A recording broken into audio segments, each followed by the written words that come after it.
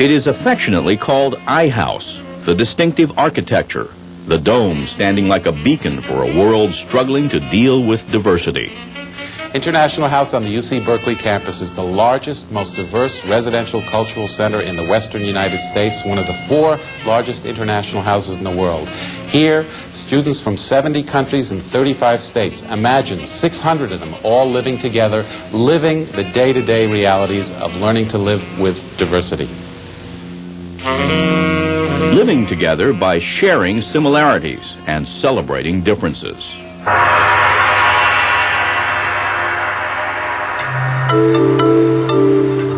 International House began as a dream, and it began by accident. An accident back in 1909, when a Chinese scholar from Columbia University was walking up the steps of its library, and an official of the YMCA said good morning to him.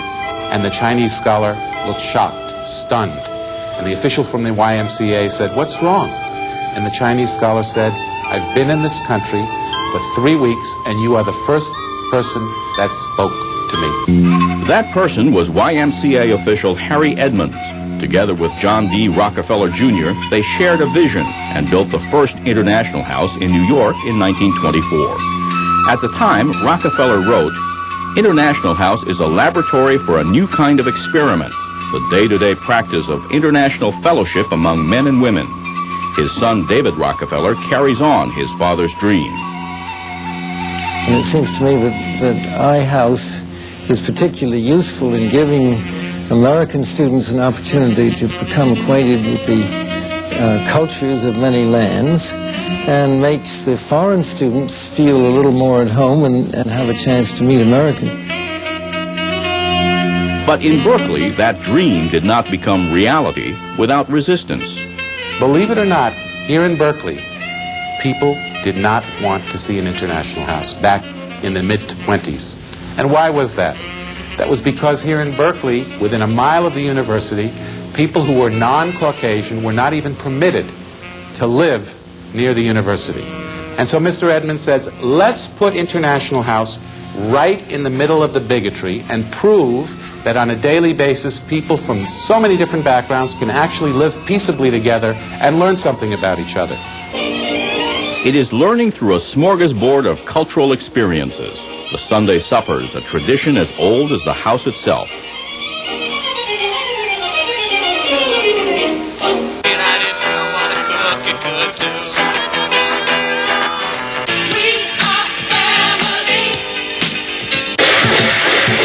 It is learning through national festivals, celebrating tradition and heritage.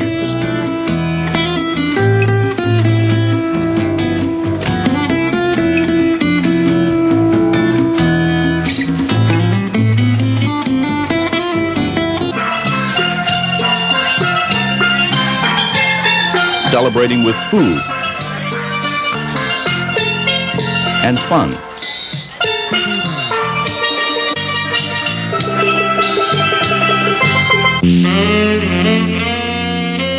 And perhaps most of all, it is learning through discussion and debate, finding common ground, tearing down stereotypes and eliminating prejudice. Breaking down barriers began almost from the day the house was built. In the 1940s, survivors of the Holocaust were in residence. These were times when conversations took on very somber and meaningful to prose. There was always the business of how come? How could this be? It's impossible. And in the 60s, debate turned on the turbulent times. We had radicals and conservatives from all over the world. So there was always an opportunity to discuss whatever was happening on campus or in the world at the moment.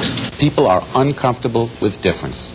Here at International House, Arabs and Jews, Muslims and Hindus, Bosnians and Serbs have an opportunity to discover their common humanity. And Iranians and Iraqis, too. Hi, my name is Gila, and I'm from Iran. And I'm Rivetta. I'm from Iraq. We met here last year, although we were from two countries that are enemies and they were fighting for 10 years. Since we met at the iHouse last year, we've become best friends. And it's really surprising to know that a lot of people from the iHouse have been really surprised by us being friends, since the two countries have been known for the animosity between them. But it just goes to show that iHouse can bring two people of different cultures together and become friends instead of enemies. As everyone knows, India and Pakistan, they're like worst enemies. We've been fighting for almost 20 years. But living over here, I had a lot of Indian friends. Even like one of my best friends was from India who graduated from Berkeley. And that makes me really happy that I've lived here and made friends instead of enemies. A lot of people that I met in iHouse have a misconception about Africa, especially that all Africans live in jungle.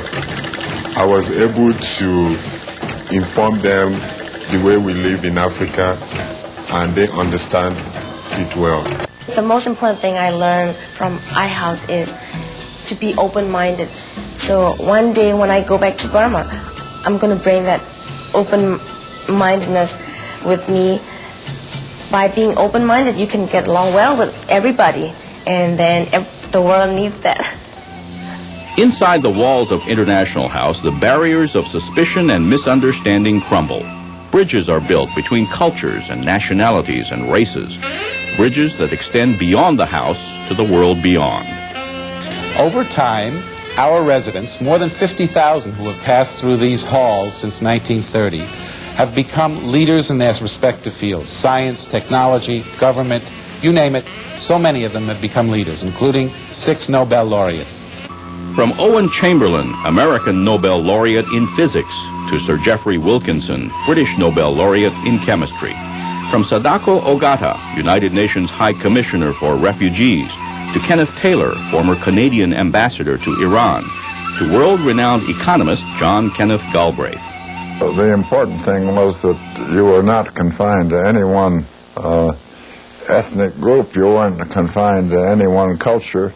You had people from all over the world, and you were in escape from the confining forces of national entity.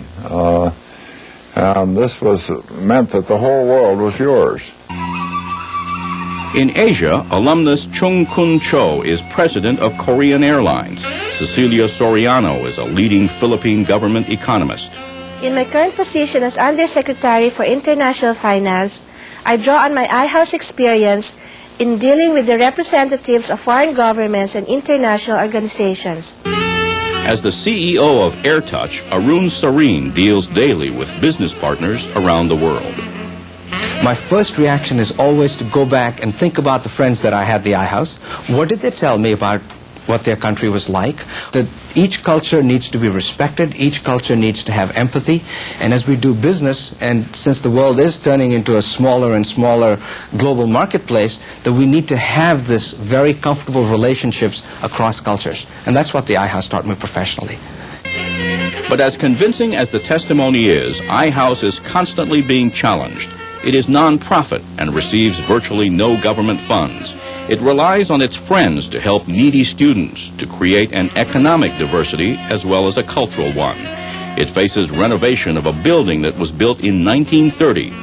It is a challenge to keep the dream alive. A world without borders, a world in which people are going to have to negotiate across differences, across ideology, across different cultural assumptions. Those lessons are best learned by living together, this fundamental, simple reality. The reality of International House.